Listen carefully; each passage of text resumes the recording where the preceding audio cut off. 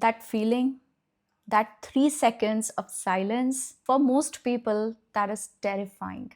In fact, according to a Stanford study, humans overestimate how long silence lasts by nearly 800% during social anxiety. What feels like 3 seconds, your brain interprets it as 20. Your palms sweat, your heart rate spikes, and suddenly your mind looks like an empty apartment with no furniture, no lamps, no thoughts, just white noise. I think you understand where I'm getting to. I'm talking about this feeling of freezing in conversations. And believe me, I have seen so many people going through this in my life. It's so obvious when a person freezes in a conversation. They are like they're clueless and they are suffering inside and they do not know what to talk about and how to come up with the next statement. It's a very, very uncomfortable feeling, not just for the person who has paused, but also for the person who's anticipating a reply. For both the parties, it can get very comfortable. It can be anywhere. It could be on a stage, it could be in a general conversation, probably with your boss, with a colleague of yours you're not very comfortable with. So basically, something like this is more prone to happen with somebody whom you are not otherwise very comfortable talking with. Okay, and we call this freezing. And most advice tells you on the internet and otherwise, they just tell you to ask questions or be a good listener. Okay, if you can't talk back, if you can't say anything back, just simply be a good listener. But that doesn't help when your mind is completely blank. Today, I'm not going to give you conversation starters. That's not what this video is about. But this video is going to be a brilliant masterpiece which is going to help you cut this problem out of your life forever. Okay? Just give me few minutes and you're sorted for life, because there is a great idea sitting in this video, and actually not just one idea, there are three ideas waiting for you. Okay, we call them three pillars of infinite conversation. But hold on, I've got other things to say to you before we get a dive into that. All right, I'm going to show you the psychological framework to ensure you never run out of things to say. We are deleting awkward silence from your social life forever. And you know, you've been with me for almost, I don't know, 8, 9 years now on this channel. I cannot be more grateful. And you know that I talk sense and I help you, and you've appreciated the ideas in the past. This is another great set of ideas that I have for you today. I genuinely urge you to give me some time. I want each and everybody of you, everyone out there who's watching me, who's been with me on my journey on YouTube, I want you to solve this problem. I want you to be better communicators in life. I want you to master this, hone the skill of effective communication, because you have no idea, it gives you wings. The way you will fly when you learn to talk properly, oh my God, the strength it brings and the opportunities it invites in your life are infinite. The biology of the freeze. What exactly happens in your body when you freeze in a conversation, or just let's just simply call it you being clueless or being uncomfortable in a conversation that you otherwise would have wanted, but something in you is stopping you to have. First thing that you need to do is you've got to stop blaming yourself. Okay, you don't freeze because you're boring or you're stupid or you're uncharismatic. No, that's not why, because you freeze.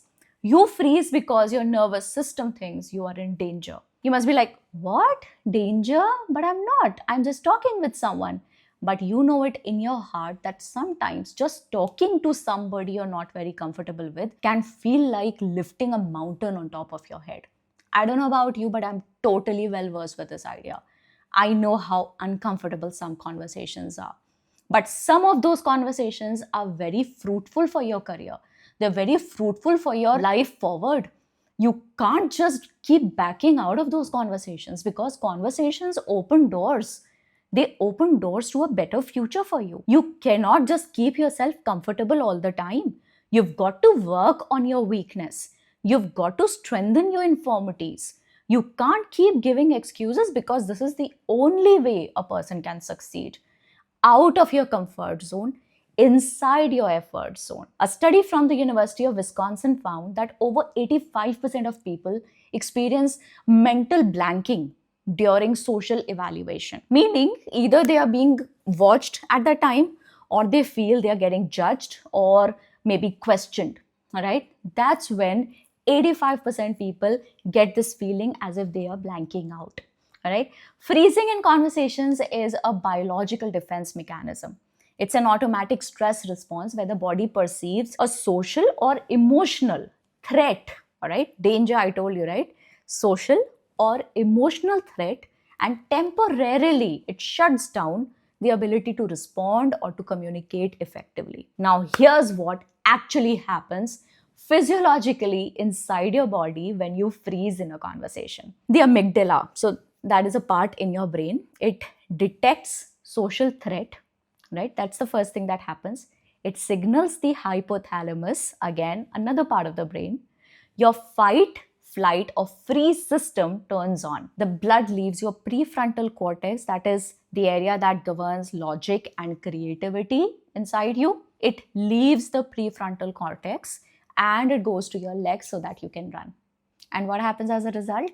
Blank mind. This results in a blank mind or fumbling for words or an inability to just articulate your thoughts more clearly. The freeze response is an ingrained survival instinct. I'll explain how. It's actually good for you. It protects you. It is part of the autonomic nervous systems, that is ANS's fight, flight, or freeze mechanism. Something from when humans faced physical threats like predators, and they used to live in the forest and jungles and places like those were not safe. Okay, it comes from that era, that time. I did my little research. Okay, that's what I'm sharing with you. And today our nervous system can mistakenly react the same way to perceive social or psychological threats. Okay, so it's something that lives inside us. It just comes to the surface probably a little less often because we don't live in those eras anymore where we are surrounded with animals or predators everywhere. So of course it doesn't come to the surface as often, but it is still similar principle that is governing us, and that is why this happens to you. It's good that you understand it because then you know that you're not stupid. It's not something that is happening only to you. It's something that we human beings share because of a physiology. We all share this.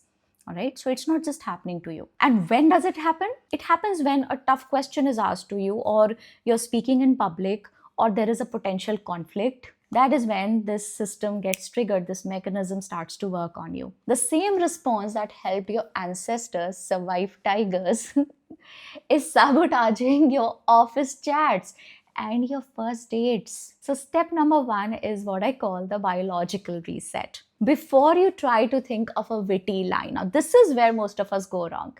The moment we are in a conversation, we are always on with our jogging shoes that I am going to impress the hell out of this person. I'm going to give the best lines. I'm going to impress and amaze them so that they remember me for longer. No, no, no, no. Not a good approach to follow. No. Okay. So instead, so this is what the biological reset is. Before you start to think of a witty line, you need to hack your nervous system. And how do we do that? I'm going to teach you. Physiological sigh. Two sharp inhales through the nose, one long exhale.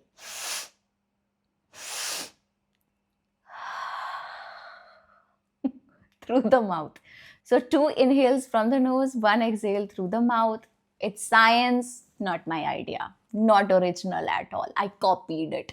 Okay, I learned it from somewhere and I'm just teaching it to you. It is good. And now you may be like, ma'am, don't you think it will look a little odd if we do this on the face of the person standing right there and they are watching us? You're right. You can look really weird doing that. So you have to practice to not do it so evidently on their face. Okay? Be a little quiet. Probably something like this. Okay? I'll show it to you. I just did that. Did you see me doing it? No. So that can be done, okay? One long exhale through the mouth. This is proven by a Stanford neuroscientist to reduce stress in under 30 seconds. So, what we effectively are doing here is that we are not just doing it for every line. We're not going to be doing it for every line, of course. But what we are doing is, in general, we are trying to pacify ourselves.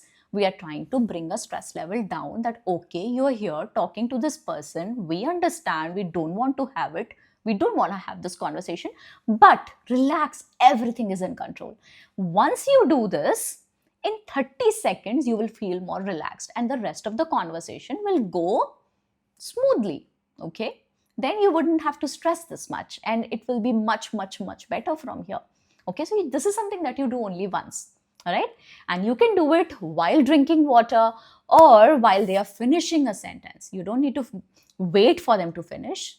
Do it while they're talking. This brings blood back to your thinking brain. Okay, and once your brain is online, we move into the three pillars of infinite conversation. Now, this is where the beauty of this video lies. All right, so buckle up. I've got some really good ideas for you. Pillar number one is the spoke method. Spoke method. Now, this is about association.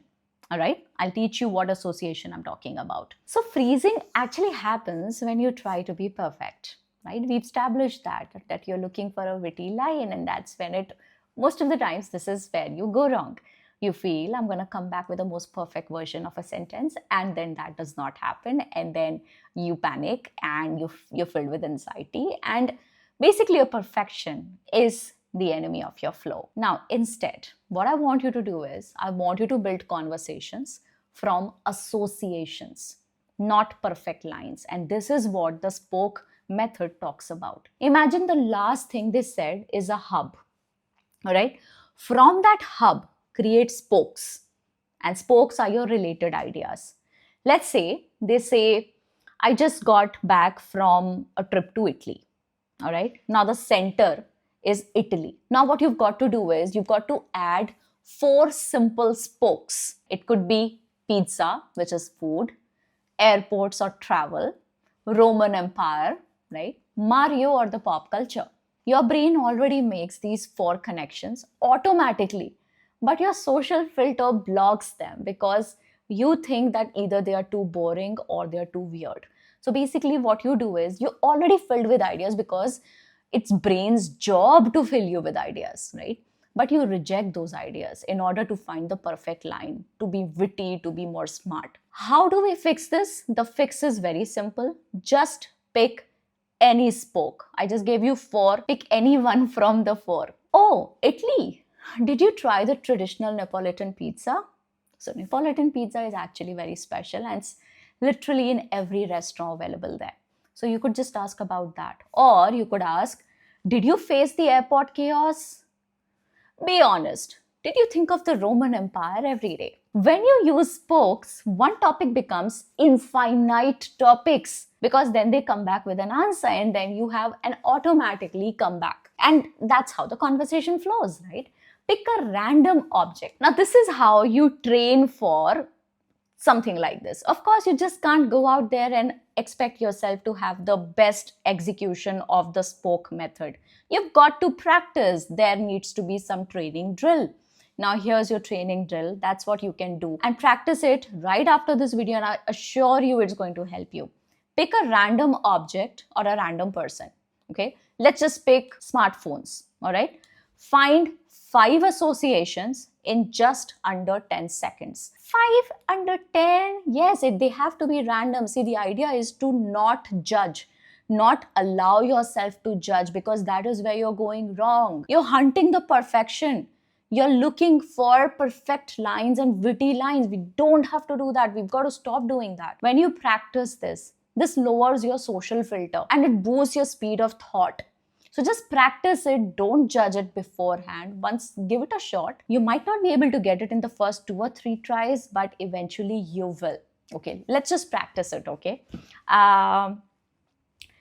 What can I see as an object here? Okay, there's a tree right in front of me and I've got 10 seconds. I have to think about 5 associations. Yellow color, green leaves, brown branches, the sky above, the ground beneath. 5 things. I did not judge what I'm talking about. I just said the 5 things I observed. Simple. All right, now we come to pillar number 2, the HERE framework. HERE.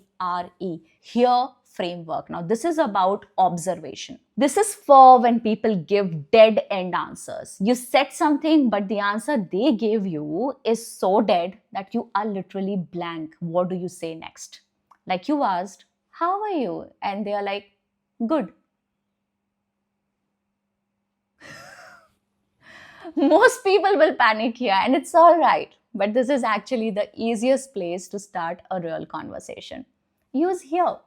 Look outward, not inward. That's the idea. Here is obviously it's an acronym. Here stands for H, history. History is, I'll give you an example.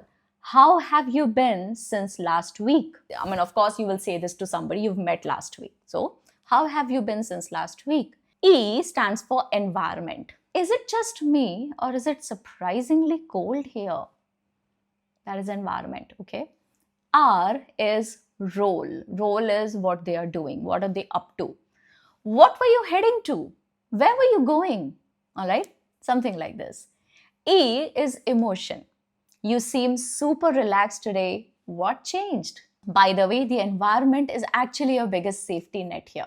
Okay, you're both standing in the same room, same place, breathing the same air, the same sound is around you, experiencing the same music, same weather.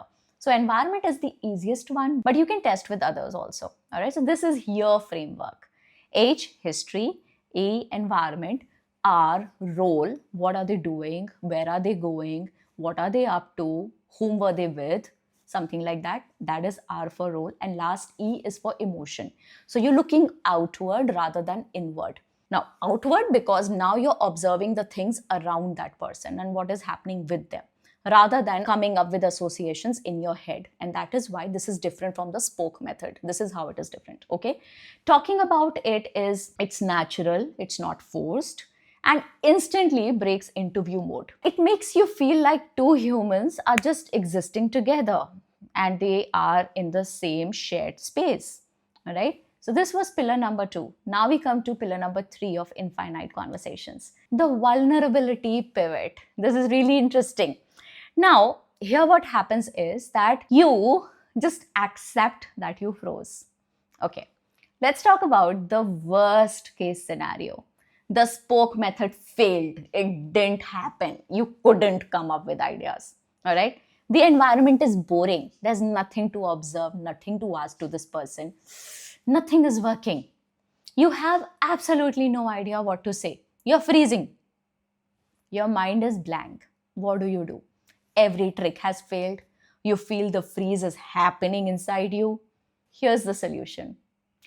Call it out. It's actually wonderful. It's pretty brilliant. Okay, just call it out. Break the fourth wall. When you try to hide nervousness, people sometimes misread it as arrogance. Happens. But when you name it, people interpret it as confidence. Okay, say something like this. You know what? My brain just shut off for a minute. Long day. What were you talking about? And instantly, the awkward vibe becomes a shared human moment. People love it when you share a human fault. It's lovely. It's very human. It's very natural because it happens to everybody. According to a Harvard research, people find vulnerability twice more relatable and trustworthy than polished confidence. Remember that. Pretending to be perfect, it creates distance. Being human creates connection. Okay, now here's the golden rule, and I'm about to end the video with this. Okay, here's the truth about charisma that nobody tells you about. People will not remember what you said to them, but they will always and always remember how you made them feel. If you're constantly in your head worrying about your next line, analyzing your next words, analyzing your performance in front of them, you aren't really present in the conversation. And if you aren't present, the other person feels very alone in that conversation. The goal of a conversation isn't to impress the other person. No, It is to connect like a human being. Stop trying to be interesting. Start being interested. Stop trying to be perfect. Start being present. That's the fundamental here. If you can let go of the need to perform, the freeze disappears. Believe me. Just remember this. Because there is no stage, just two people talking. I want you to try the spoke method in the comments. I'm going to pin a word down there in the comments. Reply with the first three random associations that come to your head. Let's see how weird we can get. For example, if I say the word chocolate, you might say ice cream, hungry, or my mom. My mom loves chocolates. Okay? Don't forget to subscribe if you want to master your social psychology. I'll see you in the next one. I hope you enjoyed this one. Share it with somebody you care about and you love learning with. I'll for sure see you in the next one.